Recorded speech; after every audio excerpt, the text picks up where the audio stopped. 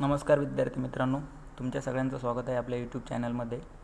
तर हा जो व्हिडिओ आपण बनवतो आहे तर तो डिप्लोमाचे जे सेकंड इयर आणि थर्ड इयरला जे विद्यार्थी सध्या ॲपियर झालेत तर त्यांच्यासाठी बनवतो आहे। तर बघा, MSBTने एक सर्क्युलर काढलं होतं मागे।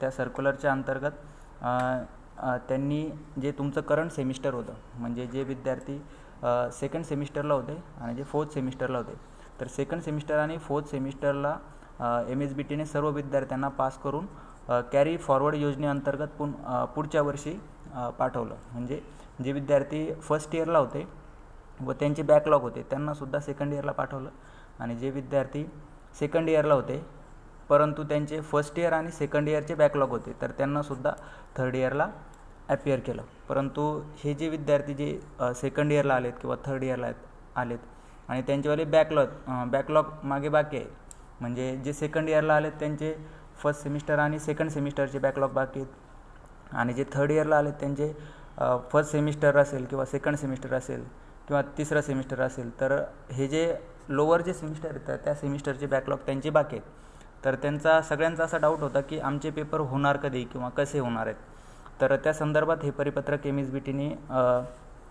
काढलं होतं। तर हे परिपत्रक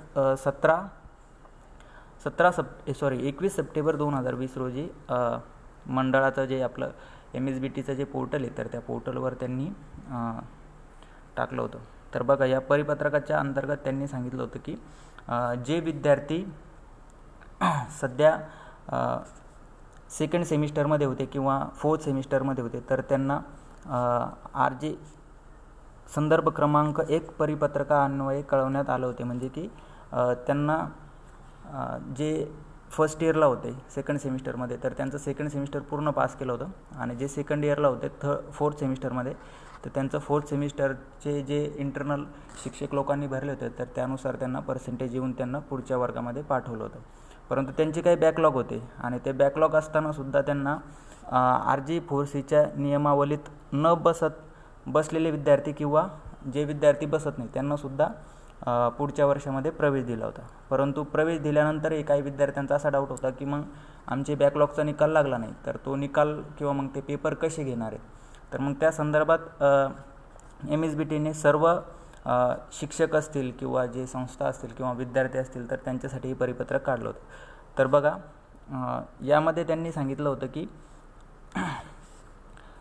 तृतीय सत्रात विद्यार्थी तृतीय सत्रात प्रवेशित विद्यार्थ्यांच्या प्रथम व द्वितीय सत्रातील बॅकलॉग विषय व 5व्या सत्रातील प्रवेश होणाऱ्या विद्यार्थ्यांचे चौथ्या, तिसऱ्या, दुसऱ्या व प्रथम सत्रातील बॅकलॉग विषय, ठीक आहे। तर हे सगळे जे विषय आहेत तर ते संस्था स्तरावर घेण्यात यावे, ठीक आहे। हे सगळे जे विषय आहेत तर ते संस्था स्तरावर घेण्यात यावे असे सर्व संस्थांना त्यांनी सांगितलं होतं। म्हणजे जे विद्यार्थी सध्या सेकंड इयरला आहेत परंतु त्यांचे फर्स्ट सेमिस्टर आणि सेकंड सेमिस्टरचे बॅकलॉग आहेत तर त्यांचे जे बॅकलॉगचे जे पेपर आहेत तर ते संस्था स्तरावर, म्हणजे तुमचे जे कॉलेज आहे तर ते कॉलेज ते कंडक्ट करण। कॉलेज जसं त्यांनी लास्ट इयरचे पेपर काढले होते MCQ टाईप 40 MCQ असतील, त्यापैकी 30 MCQ सोडवायचे आणि 30 पैकी जे असतील तर 30 पैकी 12 बरोबर आले पाहिजे, तर मग तुम्ही आपण म्हणू शकतो की जेमतेम काठावर पास होऊ शकता, ठीक आहे। म्हणजे तुमचे जे बॅकलॉगचे जेवढे काही सब्जेक्ट असतील ते सगळे सब्जेक्ट संस्था स्तरावर होतील,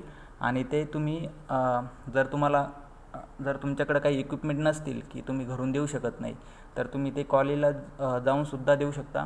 आणि दुसरी गोष्ट म्हणजे जर तुमच्याकडे जर इलेक्ट्रॉनिक म्हणजे कम्प्युटर उपकरणे जर अवेलेबल असतील किंवा मोबाईल चांगला जर असेल तुमच्याकडे तर तुम्ही जसं तुमचा कॉलेज पेपर सेट करेल तर त्या सेट पेपरनुसार तुम्ही वेगवेगळे कॉलेज जसे गुगल फॉर्म असतील वगैरे त्या थ्रू तुम्ही सुद्धा पेपर कंडक्ट करून घेतील ते, आणि त्या थ्रूसुद्धा तुम्ही पेपर देऊ शकता, ठीक आहे। आणि याची जी माहिती आहे तर ती माहिती MSBTने म्हणजे अजूनपर्यंत त्यांनी सांगितलं नाही की केव्हा घ्यायचे वगैरे, तर त्या संदर्भात त्यांनी अजून परिपत्रक पाठवलं नाही।